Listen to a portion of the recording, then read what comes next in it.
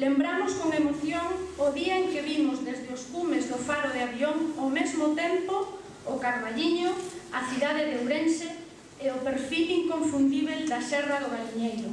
como un gato colombo ourizado.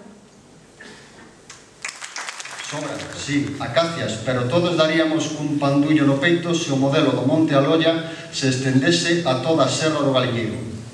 porque ali están os estripeiros, coas súas vagas.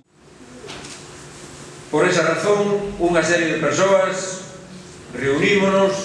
e decidimos empezar a traballar para paralizar ese proxecto e para facer un traballo a prol da conservación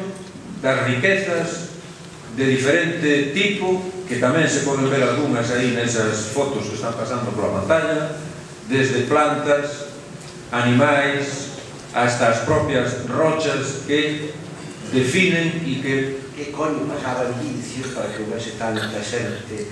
gustosa da música ou aficionada á música. E eu decía, é que o vento que entra pola dende a pía, dende as estelas, dende a pía dá aquí a volta, despois a mansa e cae despaciño sobre as xentes de Vincios e entón convértese en unha armonía sonora. E esa é a única explicación que hai para que Vincios sea tan músicos. Así que